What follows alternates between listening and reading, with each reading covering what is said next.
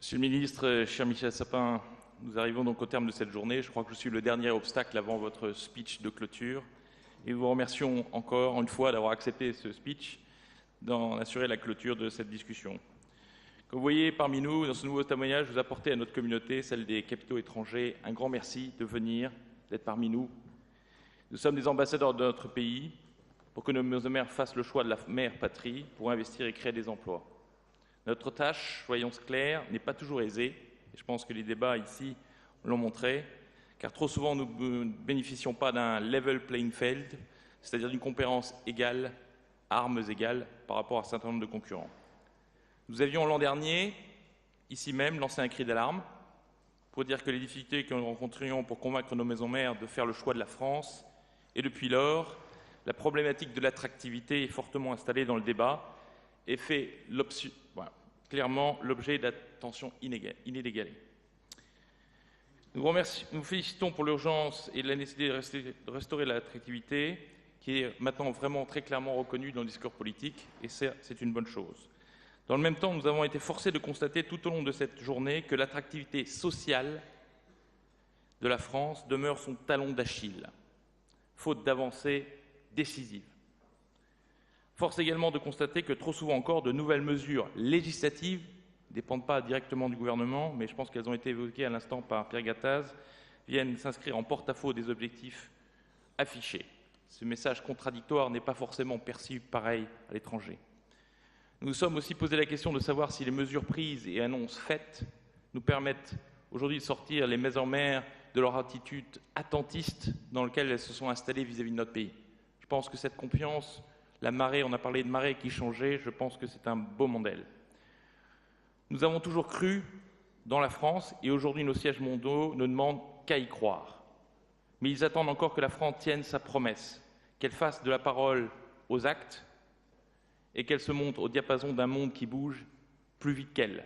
Et je pense que là, ce qui a été dit tout à l'heure par Yann Senyang est important. Ça va dans le bon sens, mais nos pays voisins accélèrent aussi. L'Italie, l'Espagne en sont des preuves importantes.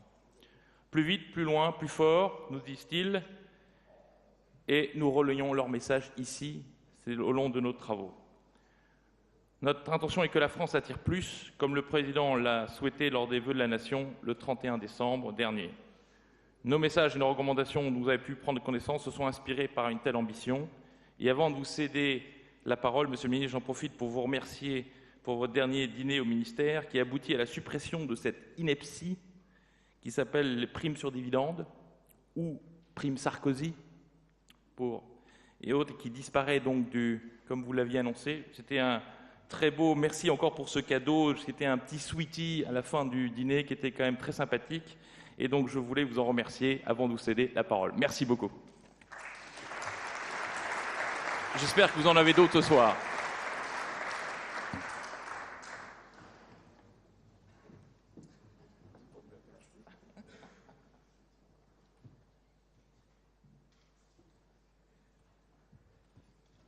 Bien, mesdames, messieurs, merci beaucoup de cette invitation à vous-même, aux organisateurs. Merci de me demander de conclure après que Emmanuel Macron, en notaire qu'il a voulu être, c'était un hommage rendu à une profession importante dans notre société, vous ait ce matin adressé des mots qui étaient aussi importants. Mais au fond, que nous n'étions pas les seuls ministres, mais que nous soyons l'un et l'autre à la fois avec nos caractéristiques, nos personnalités, nos expériences, mais aussi notre volonté de réussir ensemble, les deux qui ouvrent et qui ferment. Je trouve qu'il y a là aussi un beau symbole, y compris le symbole de l'unité du travail des étages de Bercy en faveur de la compétitivité et en faveur du développement de vos entreprises.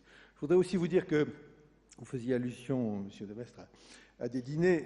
Nous ne dînons pas que pour le plaisir des dîners et pas pour simplement le plaisir des sweeties, ça doit vouloir dire dessert en français obligatoire. J'ai bien compris qu'il fallait parler anglais, mais enfin pas ce soir quand même, malgré tout. Nous le faisons aussi. Ce n'est pas la première fois que je le faisais, je crois que c'était au moins la troisième fois en l'espace de quelques années, parce que j'ai senti vraiment, très sincèrement, que votre première des préoccupations, vous utilisez souvent ce terme, c'est d'être les ambassadeurs de la France. Parce que vous êtes en France les représentants ou les dirigeants d'entreprises qui sont implantés pour ce qui est de leurs centres de direction principaux ailleurs. Vous êtes les mandants d'un certain nombre aussi d'investisseurs ou d'actionnaires.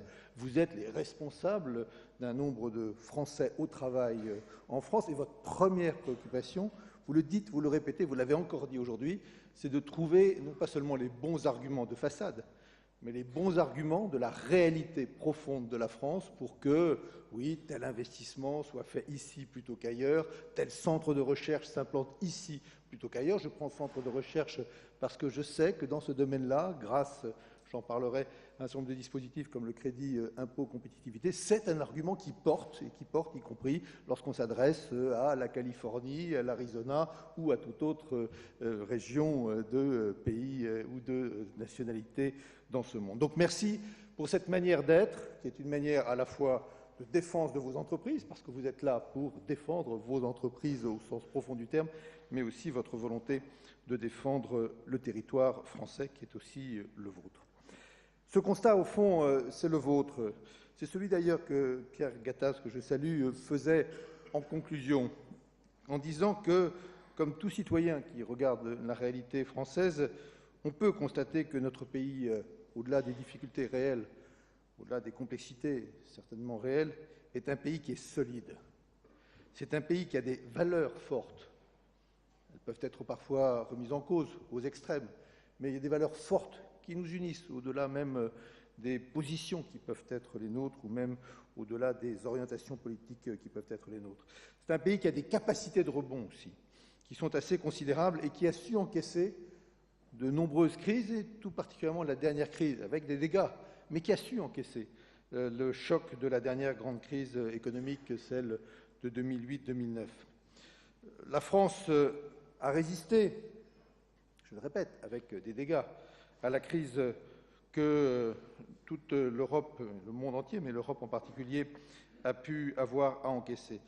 Grâce à son modèle social, il faut aussi le dire, mais aussi grâce à la vitalité de son tissu productif. Comme vous le savez, la France a retrouvé, les calculs peuvent différer en fonction des manières de faire, disons entre 2012 et 2013, le niveau de sa richesse qu'il connaissait en 2008, alors que beaucoup d'autres pays en Europe, même ceux qui ont parfois une croissance importante aujourd'hui, sont très loin d'avoir retrouvé le niveau d'avant 2008. Le seul pays qui véritablement ait dépassé largement ce niveau, c'est l'Allemagne. C'est pour ça d'ailleurs qu'on peut avoir intérêt à regarder ce qui a été fait au cours des 10 années de 2002 à 2012 en Allemagne pour voir ce qu'il est nécessaire de faire ici et maintenant.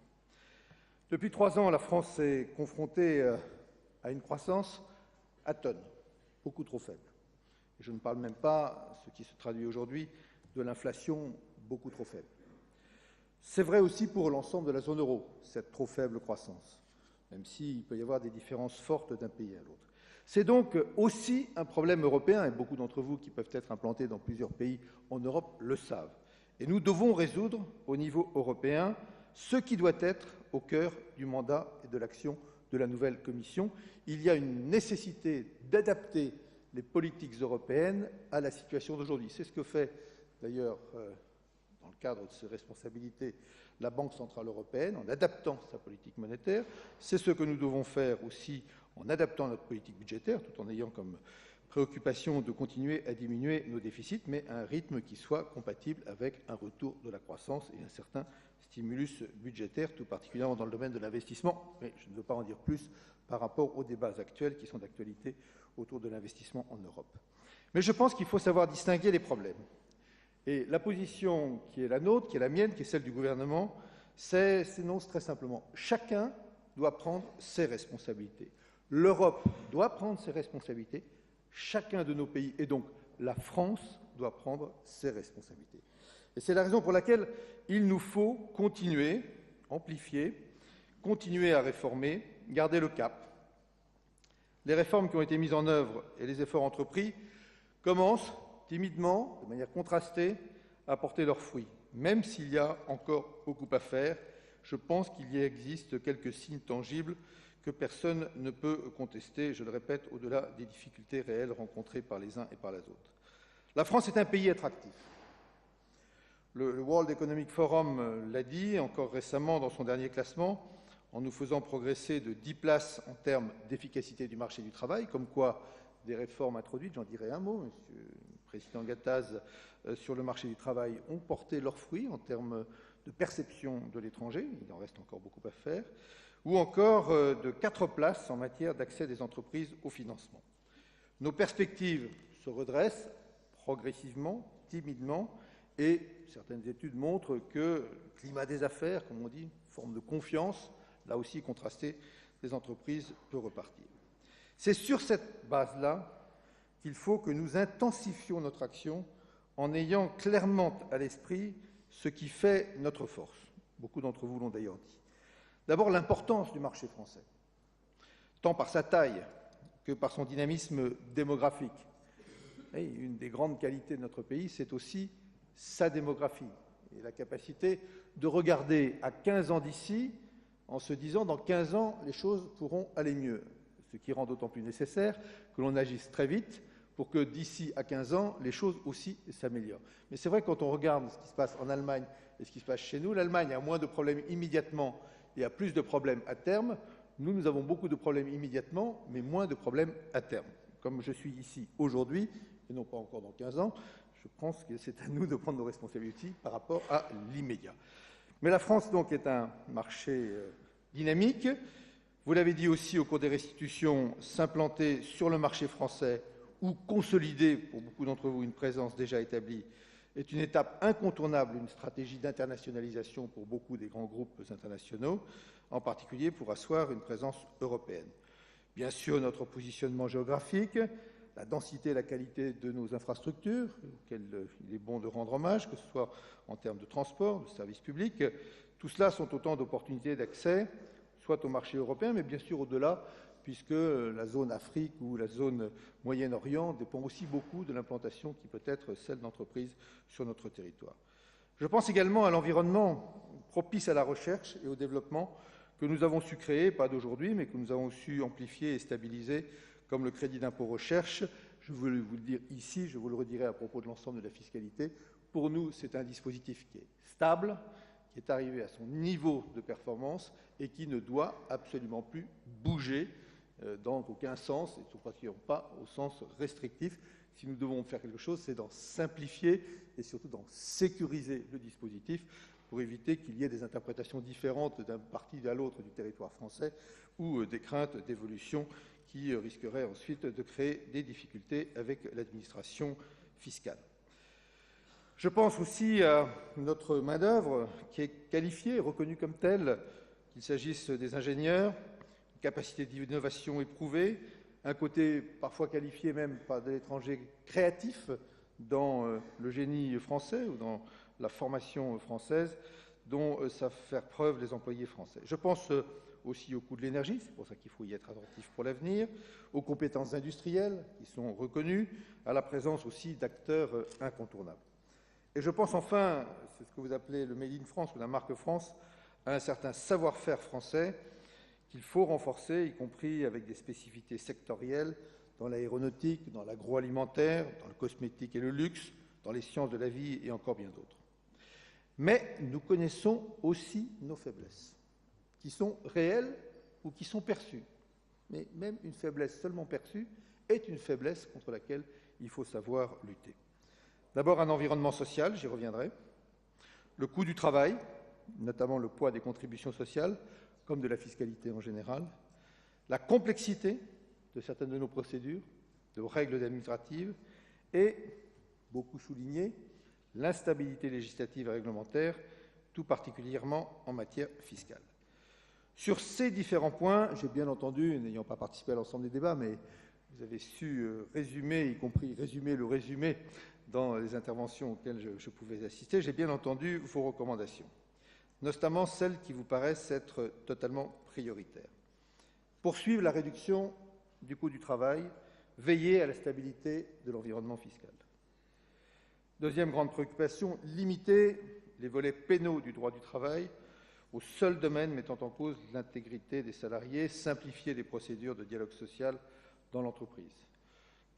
Troisième préoccupation, mettre en cohérence toutes les initiatives prises en matière d'innovation et quatrièmement, les questions qui touchent à la valorisation de la marque France. Ces recommandations, je les entends. Macron disait ce matin qu'il les notait. Moi, je les entends, je les comprends. Vous allez me dire, allez-y. Vous nous dites, plus vite, plus fort. Eh bien, je vais vous dire, chiche, allons-y ensemble. D'abord, quel est notre cap? Notre cap, c'est revendiquer clairement, affirmer, redit, répéter le soutien aux entreprises pour favoriser l'emploi et l'investissement. C'est le crédit impôt compétitivité, emploi, CICE. Plus de 10 milliards de droits acquis en 2014, une vingtaine de droits acquis au titre du CICE à l'horizon 2017.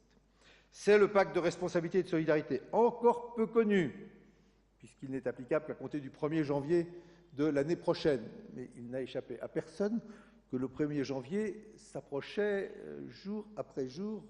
Et donc, quand certains vont prendre conscience des effets du pacte de responsabilité et de solidarité, en particulier le premier volet qui est applicable au 1er janvier, au total, ce sont quand même 6,5 milliards de baisse de cotisations et d'impôts qui ont été votés dès l'été, de manière à donner plus de perspectives, donner une capacité d'anticipation aux entreprises. Je ne suis pas sûr que ce soit toujours le cas parce que beaucoup des éléments n'ont pas encore été perçus comme étant une réalité.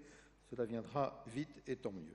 Au total, Pierre y faisait plus qu'allusion, ce sont plus de 40 milliards, je crois que c'est 41 milliards, qui sont prévus, pour beaucoup qui sont déjà votés, qui sont inscrits dans la programmation budgétaire pluriannuelle que les députés et les sénateurs viennent d'ailleurs d'adopter, je crois, à l'instant, pour très exactement, comptablement même, redonner aux entreprises les marges qu'elles ont perdues entre 2008 et 2013. Ayez bien ça en tête. On dit à juste raison, souvent on emploie des termes qui sont des termes qui se veulent expressifs. Les marges ont chuté entre 2008 et 2013. Elles ont considérablement baissé. Et on sait bien d'ailleurs que c'est la partie haute de la marge qui permet de prendre l'initiative. La partie basse, elle permet de survivre, si je puis dire. La partie haute, donc 33, 34, 35% de marge, c'était les chiffres, dépend là aussi comment on calcule, qui étaient les chiffres en 2007, 2008, juste avant la crise, ont chuté de l'ordre de 5 à 6 points aujourd'hui. Les 41 milliards, c'est très exactement, comptablement, la différence entre les marges d'aujourd'hui et les marges de 2008. Toutes choses égales par ailleurs. Je sais que les marges ne se calculent pas seulement avec les prélèvements. Il peut aussi y avoir des évolutions, en particulier sur les salaires. Mais ça, bien entendu, c'est de la responsabilité de chaque chef d'entreprise de faire en sorte que les salaires n'augmentent pas considérablement plus que la productivité de cette entreprise, surtout dans des périodes où le taux d'inflation est très faible et même éventuellement proche de zéro. Mais je ne me préoccupe pas de ce qui ne m'occupe pas, c'est à vous de prendre ceci en conséquence. Bref, 41 milliards pour redonner aux entreprises les marges qui étaient les leurs avant 2008. C'est ça notre cap, c'est l'accompagnement des entreprises dans leur développement, la stabilisation de leur environnement.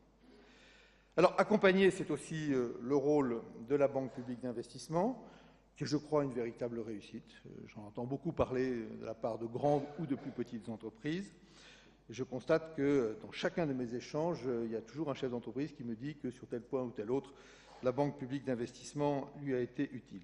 Mais il faut aussi stabiliser. Stabiliser, je vous l'ai déjà dit, le crédit d'impôt recherche. Il est, j'aime pas trop le terme de sanctuariser, qui ne me paraît pas d'une laïcité législative évidente, mais en tous les cas, il faut le stabiliser, montrer que vous ayez confiance en cela, que vous sachiez que quand vous prenez une décision d'implantation ou d'augmentation de vos capacités de recherche, en vous appuyant sur ce crédit impôt de recherche, c'est pour plusieurs années, puisque par définition, vous prenez des décisions qui ne peuvent s'amortir, dont les conséquences positives pour l'entreprise ne peuvent s'apprécier que sur plusieurs années. Il sera donc stabilisé, en l'occurrence évidemment jusqu'à la fin du quinquennat, avec la volonté, je crois qu'il y a d'ailleurs sur ce point de vue-là une vraie rencontre des volontés, quels que soient les responsables politiques qui peuvent s'exprimer sur ce sujet. C'est la fin, je l'avais dit devant vous, Pierre, plein été, il faisait chaud, ce n'était pas simplement la chaleur, la fin de la rétroactivité fiscale, y compris, il y a beaucoup de spécialistes ici, de ce qu'on appelle la petite rétroactivité, qui pouvait être petite dans sa dénomination, mais grande dans ses conséquences, c'est-à-dire une rétroactivité qui, étant votée en cours d'année, s'applique à la fin de l'année, souvent, une loi de finances, s'applique aux revenus, bases fiscales de l'année en question, avec une rétroactivité au 1er janvier, qui est évidemment quelque chose de très perturbant pour des gens comme vous qui prennent des décisions ou qui cherchent à porter des arguments à l'extérieur en fonction d'une situation fiscale. C'est la fin, je m'y suis engagé cet été, j'ai signé cette charte au début décembre, ce sont des ordres qui sont donnés à mon administration pour qu'il n'y ait plus, dans le domaine économique, de mise en cause de cette stabilité fiscale, sauf évidemment s'il s'agissait d'apporter un mieux en termes de fiscalité, mais en aucun cas de moins bien en termes de fiscalité. Accompagner, stabiliser, mais aussi, et c'est une de vos grandes revendications, simplifier. C'est un travail très important qui a été conduit par Thierry Mondon, qui avait fait ses premières armes d'ailleurs en alliance, si je puis dire, en agissant en couple avec un chef d'entreprise, Guillaume Patrinal, et que beaucoup d'entre vous ont dû déjà rencontrer. C'est essentiel que d'avoir ce processus de simplification, et c'est essentiel que ce soit un processus continu. La simplification, ça n'est pas un moment, la simplification, c'est tout le temps.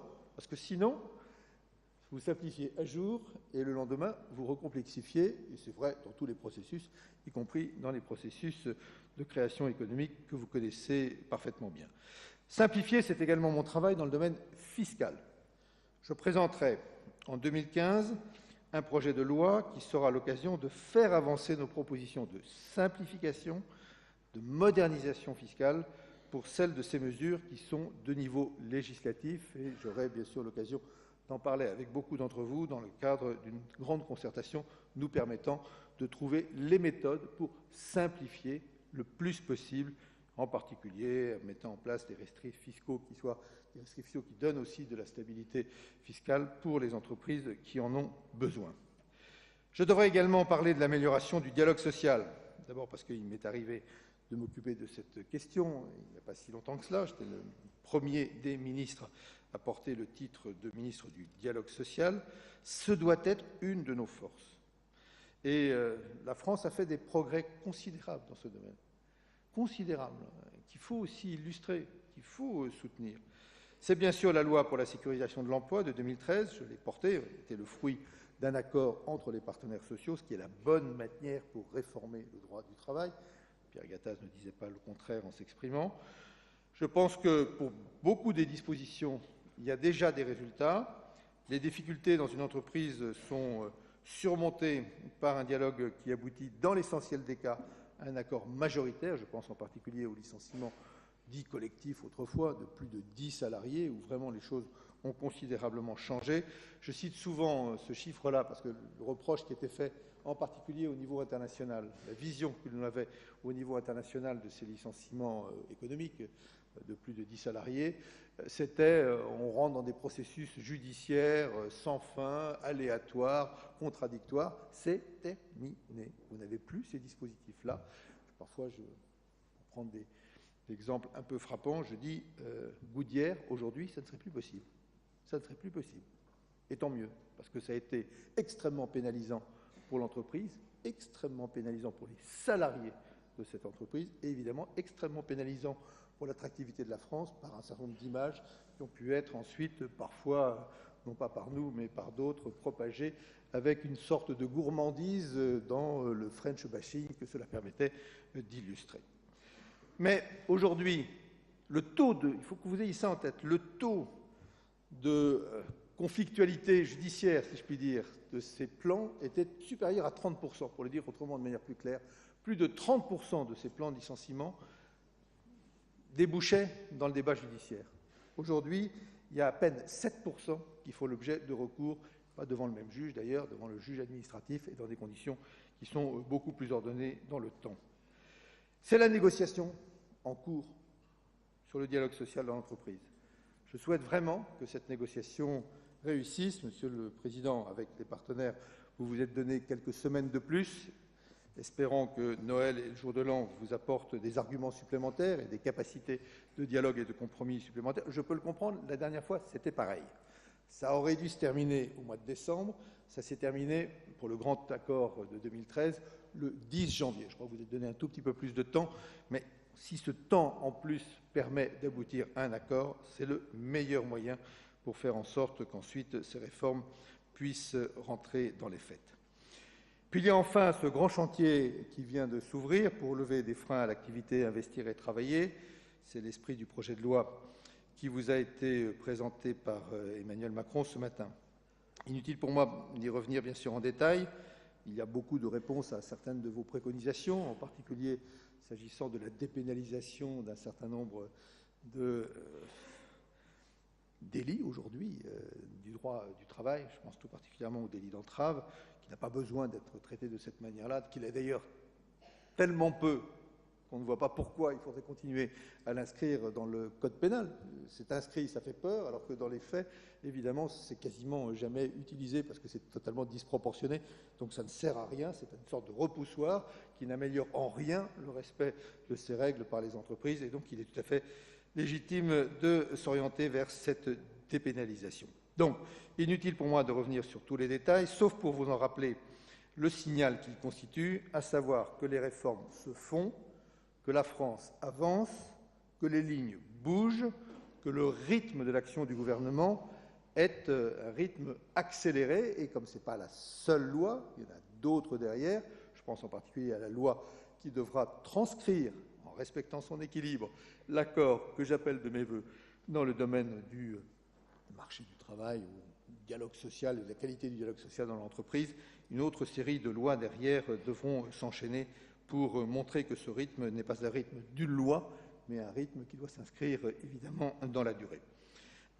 À chaque fois que le gouvernement annonce une réforme, notre pays ne manque pas d'oiseaux de mauvais augure qui prédisent un échec ou dissertent sur les obstacles. Bien sûr qu'il y a des obstacles. D'ailleurs, si tout cela était si facile, je ne vois pas pourquoi on ne l'a pas fait pendant les 12 dernières années. C'est qu'il devait y avoir quelques obstacles. Là où l'Allemagne a su faire en 10 ans des réformes très profondes, la France ne l'a pas fait, c'est donc qu'il devait y avoir quelques difficultés à le faire. Raison de plus pour surmonter ces obstacles et avancer. La réalité, c'est que, étape après étape, et sans renier nos valeurs, quand je dis nos valeurs, les valeurs de la République, les valeurs de ce qui fait la France, sans renier nos valeurs, ce qui fait donc la force de la France, nous menons les réformes nécessaires dont la France a besoin.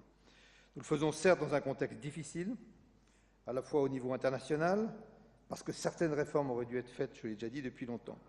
Mais je voudrais vous rendre attentif à cela, vous qui avez des contacts beaucoup avec l'étranger, par définition, puisque c'est votre rôle. Certains me disent, mais je ne vois plus de grandes manifestations, de grandes protestations, avec les millions de salariés dans la rue. S'il n'y a pas les millions de salariés dans la rue, c'est que vous n'avez pas fait les réformes, ou que ces réformes ne sont pas suffisantes. Il faut casser cette image-là.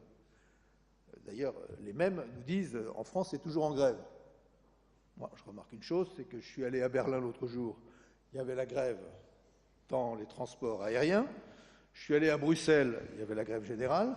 Je suis allé à Rome, j'ai même pas pu revenir parce que c'était aussi la grève générale.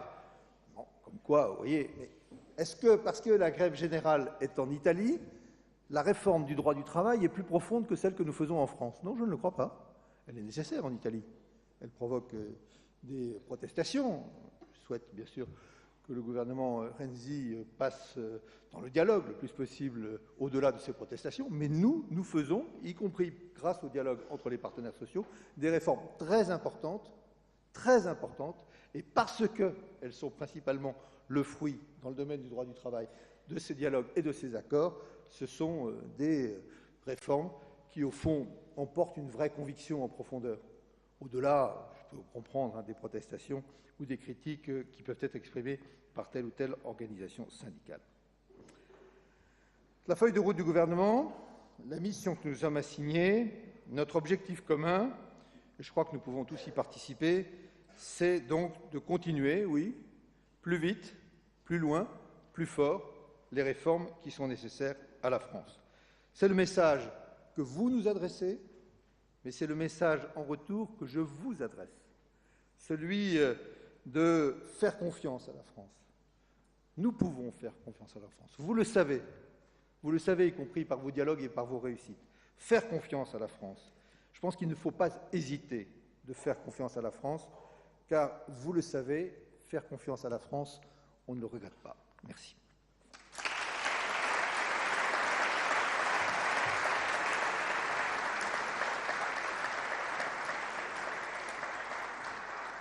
Merci beaucoup, Monsieur le Ministre. Votre présence auprès de nous aujourd'hui est un signe important. Nous sommes tous ici conscients de la difficulté de la tâche qui est la vôtre et qui est celle de votre gouvernement. Puisse l'objectif d'attractivité que vous avez rappelé y garder toute la place que vous lui avez donnée.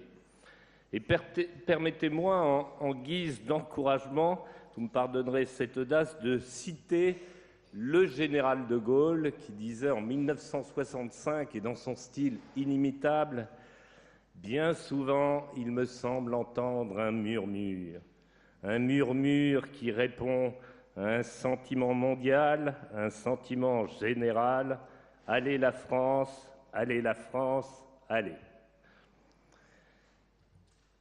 Et maintenant, je vais demander simplement une minute pour un certain nombre de remerciements. Je voudrais d'abord vous remercier tous, nous sommes à l'heure, pour votre présence. Vous recevrez un document de synthèse de cette journée dans les semaines qui viennent. Essayons tous de nous approprier les recommandations qui seront dans ce document et de les porter. Je voudrais également remercier tous nos partenaires, et notamment les partenaires stratégiques sans qui les États de la France ne pourraient pas se tenir. Merci à tous nos grands témoins, à nos différents intervenants. Merci à mon compère Marc Lermite, d'EY, qui a émaillé nos échanges de faits et de chiffres. Et merci à Denis Hervoudaki, nous lui devons la création de ce forum, bien entendu, mais également sa pérennisation. Forum qui a pour vocation non seulement d'échanger, mais surtout de contribuer par ses propositions à améliorer la trajectoire d'un pays que nous aimons tant. L'année prochaine marquera le 10e anniversaire des États de la France et nous espérons vous y retrouver tous. Merci et bonne soirée.